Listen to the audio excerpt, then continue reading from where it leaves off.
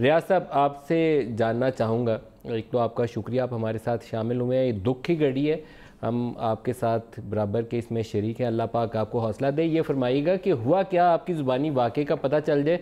उज़मा कब से वहाँ काम करती थी और क्या हुआ, कैसे उसका कत्ल हुआ? ਉਹ ਜੀ ਉਹ ਕੰਮ ਕਰਦੀ ਸੀ ਨਾ ਉਸਮਾ ਤੇ ਉਧਰ ਬਾਜੀ ਕਿਹੜੀ ਨਾ ਉਹ ਮਿਲਣ ਨਹੀਂ ਦਿੰਦੀ ਸੀ। ਹੈਲੋ जी, कितनी देर तो उत्थे काम करती सी? 8 ਮਹੀਨੇ ਜੀ ਉੱਧਰ ਕੰਮ ਕਰਦੇ ਰਹੇ ਤੇ ਇੱਕ ਦੋ ਵਾਰੀ ਮੁਲਾਕਾਤ ਹੋਈ। ਉਸ ਤੋਂ ਬਾਅਦ ਸਾਡੀ ਮੁਲਾਕਾਤ ਉਹਦੇ ਨਾਲ ਨਹੀਂ ਹੋਈ। ਤੇ ਜੇ ਜਾਣਾ ਤੇ ਜਾ ਕੇ ਜੇ ਇਸਲਾਮਾਬਾਦ ਗਈ ਹੈ ਜਾਂ ਮਰੀ ਗਈ ਹੈ, ਬੱਚਿਆਂ ਨਾਲ ਖੇਡਣ ਗਈ ਹੈ ਤੇ ਮਿਲਾਉਂਦੇ ਨਹੀਂ ਸੀ। ਤਨਖਾਹ ਸਾਨੂੰ ਉੱਤੋਂ ਸੱਟ ਦਿੰਦੇ ਸੀ ਤੇ ਬੱਚੇ ਜਾਂਦੇ ਸੀ ਤੇ ਲੈ ਤੇ ਆ ਜਾਂਦੇ ਸੀ।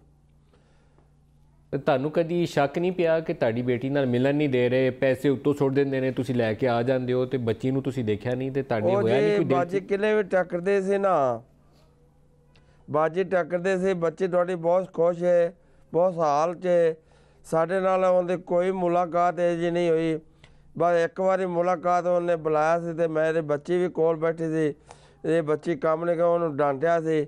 ਉਸ ਵੇਲੇ ਮੇਰੇ ਕੋਲ ਇਕੱਲੀ ਦੀ ਗੁਫ਼ਤਗੂ ਨਹੀਂ ਹੋਈ, ਉਹਨਾਂ ਦੇ ਕੋਲ ਹੀ ਸਾਰਿਆਂ ਦੇ ਹੋਈ ਹੈ।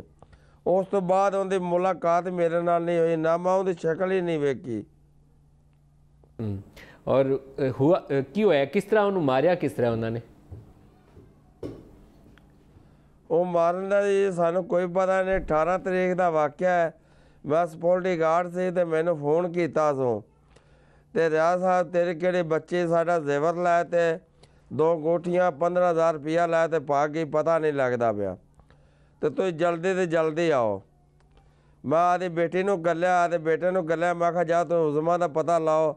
ਮੈਂ ਬਾਜੀ ਨਾਲ ਫਿਰ ਇਹ ਗੱਲ ਕੀਤੀ, ਮੈਂ ਬਾਜੀ ਇੱਕ ਤੂੰ ਮੇਰੀ ਬੱਚੀ ਹੁਣ ਗਵਾ ਦਿੱਤੀ, ਹੁਣ ਸਾਡੇ ਤੇ ਤੜੀ ਲਾ ਗਈ, ਹੁਣ ਤੂੰ ਪੈਸੇ ਲੈ ਗਈ, ਫਲਾਣ ਕਰ ਗਈ, ਉਹ ਕਰ ਗਈ, ਮੇਰੀ ਬੱਚੀ ਹੁਣ ਤੂੰ ਜਾ ਮਾਰ ਦਿੱਤੀ ਹੋਵੇ ਦੀ। ਮੈਂ ਫਿਰ ਆਇਆ ਤੇ ਉਹਨੇ ਆਖਿਆ ਇਹ ਭਾ ਮੇਰੇ ਨਾਲ ਤੜੀਆਂ ਲਾਉਂਦਾ ਰਿਹਾ।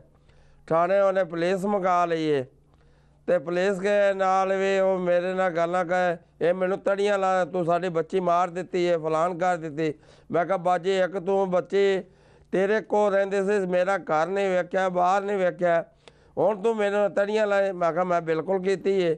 ਇਹ ਥਾਣੇਦਾਰ ਵੇਖੋ, ਉਹਨੇ ਕਿਹਾ ਬਾਜੀ ਤੇਰੇ ਕੋਲ ਉਹਦੇ ਕੋਲ ਗਈ ਹੈ, ਜੇ ਉਹ ਤੇਰੇ ਨਾਲ ਗੱਲ ਕੋਈ ਕਰਦਾ, ਜੇ ਉਹ ਚੋਰ ਆਉਂਦਾ ਉਹ ਨੱਸ ਜਾਂਦਾ, ਉਹ ਆਉਂਦਾ ਹੀ ਨਾ ਤੇਰੇ ਕੋਲ। ਉਹ ਚੋਰ ਨੇ, ਤੂੰ ਉਹਦੀ ਬੱਚੀ ਤੇਰੇ ਕੋਲ ਰਹੇ, ਤੇਰੇ ਕੋਲ ਹੀ ਬੱਚੀ ਉਹਨੇ ਲੈਣੀ ਹੈ।